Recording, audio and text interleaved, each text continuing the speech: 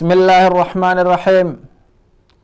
الحمد لله رب العالمين، والصلاة والسلام على سيد الأولين والآخرين نبينا محمد وعلى آله وصحبه أجمعين. أما بعد، halkan waxaan ka soo gudbinaynaa casharkii 13 ee barashada axkaamta soonka.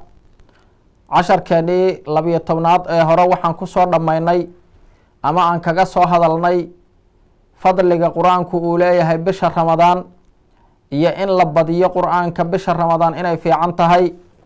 casharkeennan maanta waxaan uga hadli doonaa si guud qur-aanku fadliga uu leeyahay, axaadiidta iyo aayadaha ku soo arooray, si maaragtay aan usii jeclaano qur-aanka, si aan uga sii faa'iidaysano.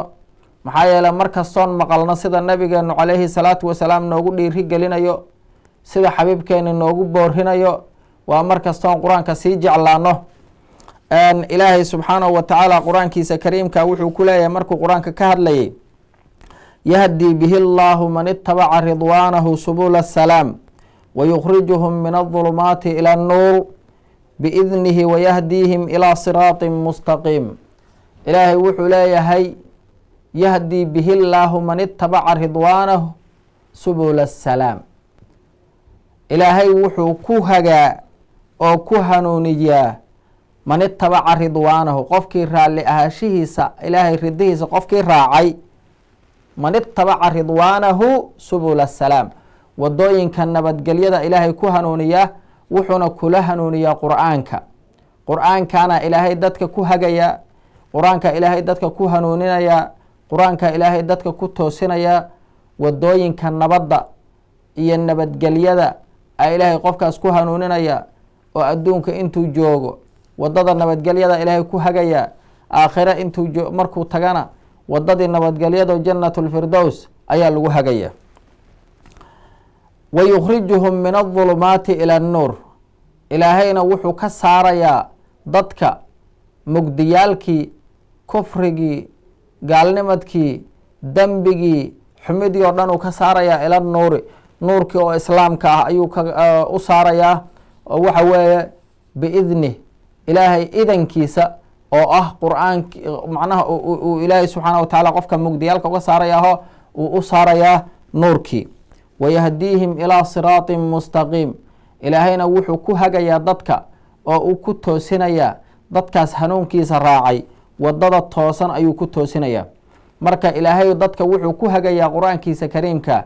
ilaahay ha naga dhigo kuwaas qur-aanka inta qaatay lagu hagay oo lagu toosiyey ee ilaahay wadooyinkiisa nabadgelyada raacay.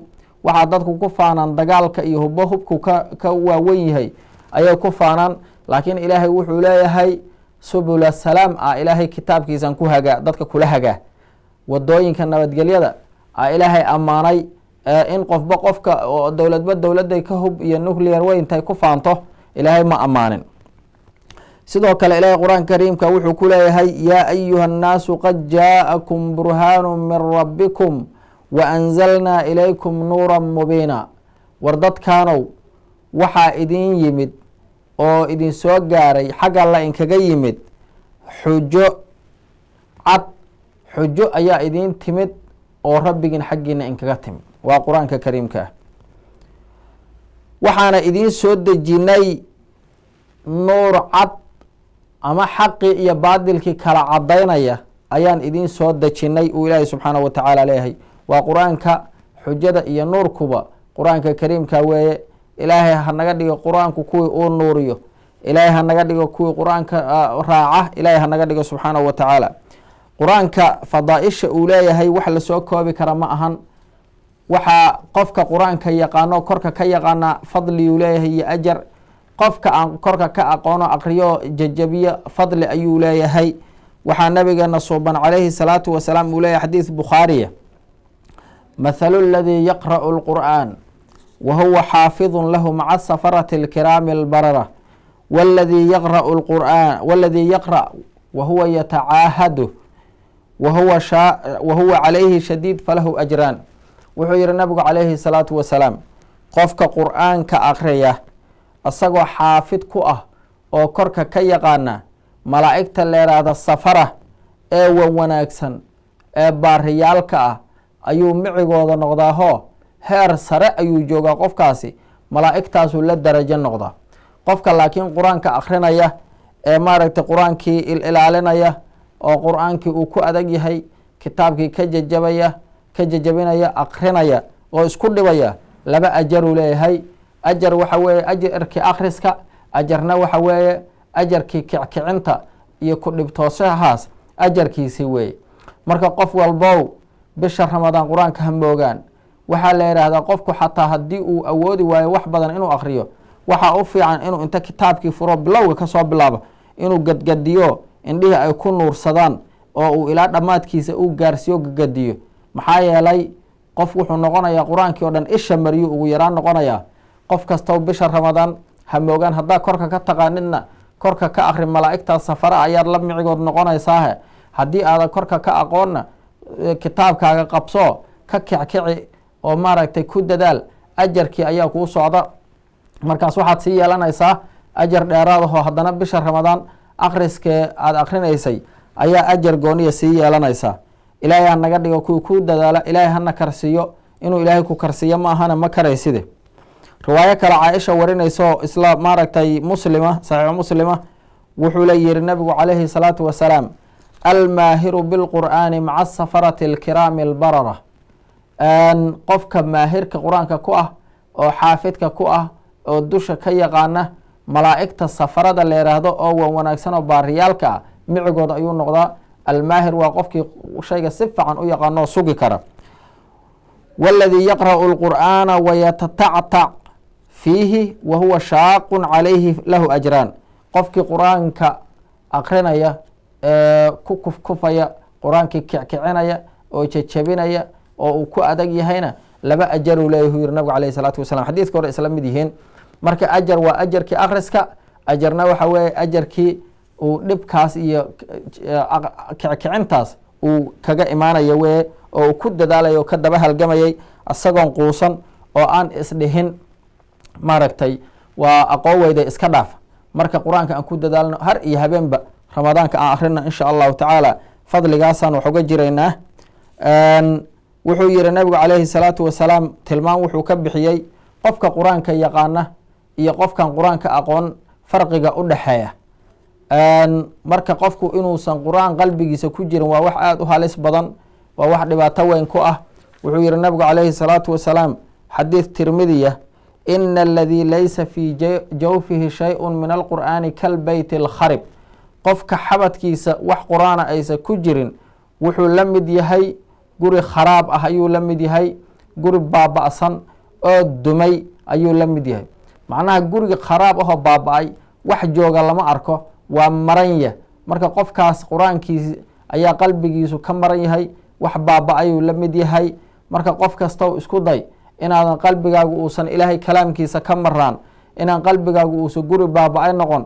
qalbigaaga qurxi, qur-aanka ku qurxi, carabkaaga qurxi, akhriskiisa ku qurxi, qalbigaaga qurxi, qur-aanka jacaylkiisa ku qurxi, qalbigaaga qurxi, qur-aanka ku macaansigiisa ku qurxi, qalbigaaga qurxi, qur-aanka ku dhaqmidiisa ku qurxi, qalbigaaga qurxi, maxabada qur-aanka ku qurxi, qalbigaaga qurxi, qalbigaaga cusboonaysi, qur-aanka ku dhis, qur-aanka ku taag, qur-aanka ku maco qalbigaaga. ha ka dhigin qalbigaaga guri burburay, ha ka dhigin kalbeyt alkharib, guri kharaabay oo baaba-ay uu suubanuhu leeyahay sala allahu calayhi wasalam. marka qof kastow qalbigaagu yuusan noqon guri baaba-ay, sidaasaan iskaga digaynaa. qur-aankan waxa weeye ilaahay dad uu ku kor yeelaa, dadna hoos ugu dhigaa. ciddii raacda ee rumaysa ee ku dhaqanta ilaahay waa kor ugu qaadaa. ciddii diidda ama ka tagta ama ihmaalisa ama halmaanta ilaahay hoos ugu dhigaa. wuxuu yihi nabigu calayhi salaatu wasalaam xadiid saxiix, ina allaha yarfacu bihada alkitaabi aqwaama wayadacu bihi aakhariin. ilaahay kitaabkan dad ayuu ku kor yeelaa, dad ayuu darajo sara ku siiyaa, dad ayuu meel dheer ku gaarsiiyaa, dad ayuu wuxuu kaga dhigaa dad uu doortay ilaahay subxaana wa tacaala. ahlulqur'aani ahlullaahi wa khaasatuh. qur-aanka dadka akhriyahay waa ilaahay ahalkiisii, waa dadka ilaahay u gaarka oo khaaska u ah.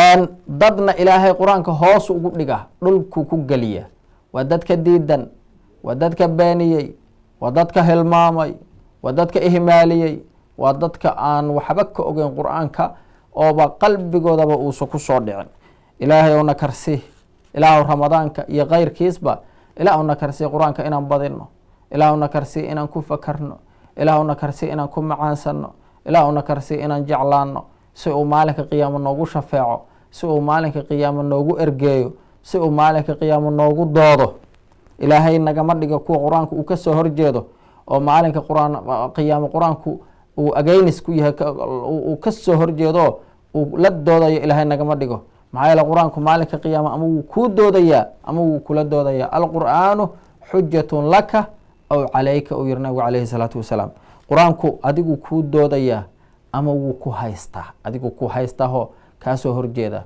qof qur-aanku uu qabsaday qof qur-aanku uu kasoo horjeestay ma badbaadayo ilaahay kalaamkiisi weeye qofka uu u dooday kaasaa badbaadayo lahubaa cidna kama adkaa karto marka ilaahay nagama dhigo kuwii uu qur-aanka hoos ugu dhigaye ilaahay hanaga dhigo kuwii qur-aanka kor ugu qaaday ilaahay darajadeenna iyo maqaamkeenna iyo cibaadadeenna iyo dhaqankeenna iyo afcaasheenna kulligood ilaahay qur-aanka ha ku kor yeelo ilaahay sifaadka xuxun oo dhanna qur-aanka fadligiisa iyo barakadiisa ha nooga tiro ilaahay hanaga dhigo kuwii raaca oo rumeeya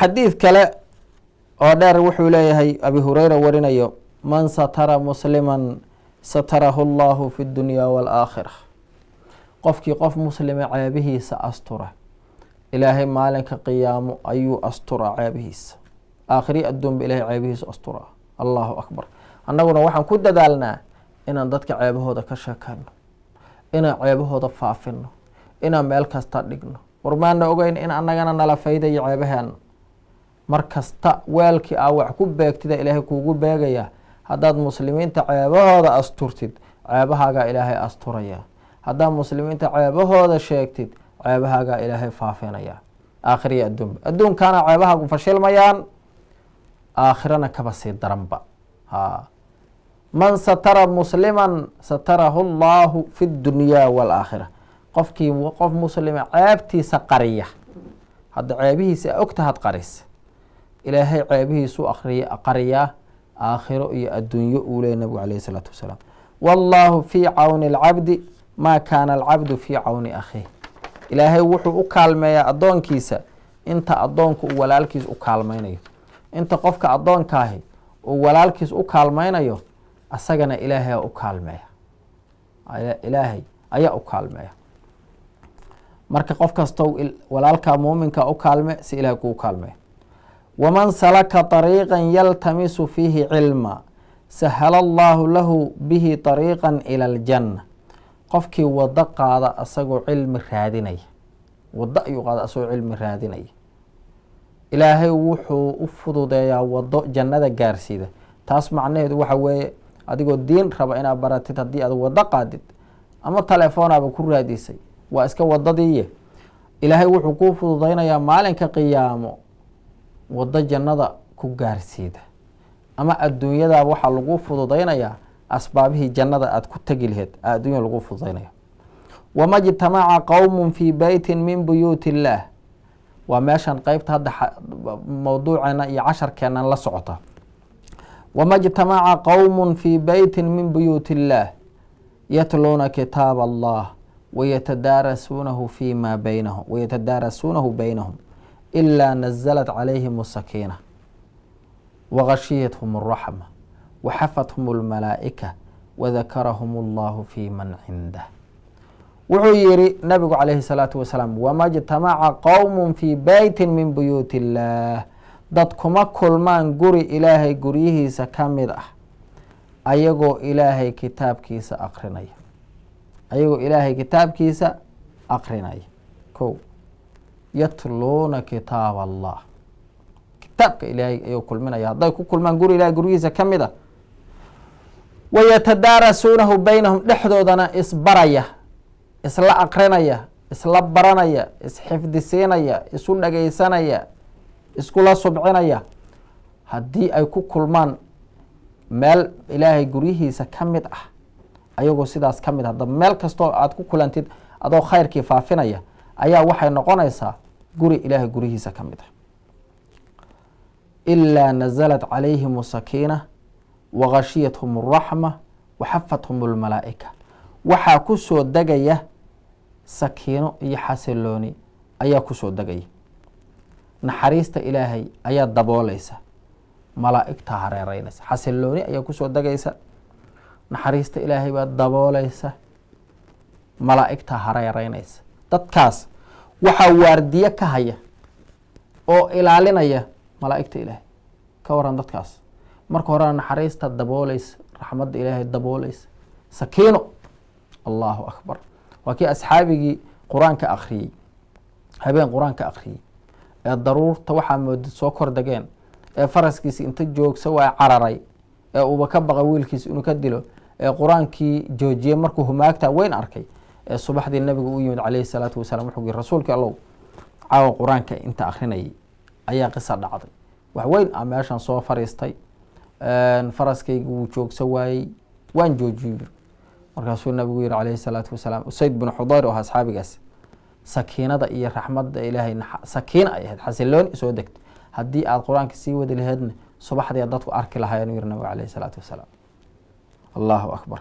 marka dadkaas qur-aanka hadday iskugu yimaadaan inay qur-aanka ilaahay isla daraaseeyaan, sakiino iyo xasiloonida ilaahay ayaa daboolaysa dadkaas. kow, naxariista ilaahay daboolaysa, malaa'igta hareereynaysa oo gaar ka qabanaysa oo ilaalinaysa oo waardiyeynaysa, cid kusoo xadgudbi karta ma jirta. ya waardiye adag. marka haddii ay ikhlaas naga noqoto oon iskugu nimaadno qur-aanka ilaahay akhriskiisa, barashadiisa, xifdigiisa, malaa'igta ilaahay waardiye ka ahaysa. wadakarahum allahu fii man cindah, ilaahayna wuxuu ugu faanaa, ilaahay wuxuu ku xusaa dadka agtiisa joogo malaa'igta ilaahay ayaa ilaahay wuxuu leeyahy addoommahayga arka, addoommahaygaas u fiirsada, addoommahaygaas kitaabkayga u go-ay, addoommahaygaas kitaabkayga baranaya, addoommahaygaas kitaabkayga iskugu yimid, addoommahaygaas kitaabkayga iska dhagaysanaya, addoommahaygaas kitaabkaygii jecel. ilaahay subxaanahu watacaala wuxuu leeyahy arka. maxaa yeelay malaa'igta ayaga cibaadadaas ilaahay keliya ilaahay u abuuray, ayaga shahwa lama xiriirto, adduunye raadis lama xiriiro, ma cunaan, ma cabaan, ma seexdaan, mashquul kale ma haysto, cibaadada ilaahay kaliya sameyn. laakiin addoommahan ayagoo shahwa la xiriirto, ayadoo adduunya la xiriirto, ayadoo dhibaata la xiriirto, ayadoo caafimaad dare la xiriirto, ayadoo xaalado adag la xiriiraan, ayay inta wixii oo dhan ka soo adkaadeen oo mashquuladii oo dhan iska soo xirxireen, ayay waxay awood u yeesheen oo ilaahay dartiis ugu dadaaleen inay iskugu yimaadaan ilaahay kitaabkiisa, ee ay isbaraan, ee ay kala bartaan, ee ay ku subciyaan, ee ay iska dhageystaan, ee ay ku hormaraan, ee ay ku dhaqmaan. marka way muteen in malaa'igta ilaahay ugu faano, way muteen in ilaahay malaa'igta ku ag xuso, sababtoo ah malaa'igtuna cibaado kaliyahay u joogaan, kuwaanina wixii adduunyadii iyo xawlihii lagu salladay oo dhan inta ka soo adkaadeen ay waxa weeye ay qur-aankii iskugu yimaadeen. meesha dadkii kale ay mashquul yihiin, tashaqala qowmun bidunyaahum wa qowmun takhallow limawlaahum, meesha dad ay ku mashquuleen adduunyadoodii oo ay adduunyadoodii u go-een, ay ayagu wax iskugu yimaadeen beyd ilaahay beydadkiisa ka mid a si ilaahay kitaabkiisa u kor yeelaan, ayaguna ilaahay kitaabkiisa ugu kor noqdaan, ayaguna ilaahay ugu dhowaadaan. marka ilaahayna heerkaas ayuu gaarsiiyey. waa xadiid saxiixu muslima. ilaahay subxaanahu watacaala waxaan weydiisanaynaa inuu ramadaankeenna aqbalo. 10kii dhexe ayaan ku jirnaa, in ilaahay ahlu qur-aan uu naga dhigo. casharadii qur-aanka aan uga sii hadlayna ma dhammaan, weli waa sii socdaan. in sha allahu taala casharkeena intaas ayaan kusoo koobayaa. wassalaamu calaykum waraxmat ullaahi tacaala wabarakaatuh.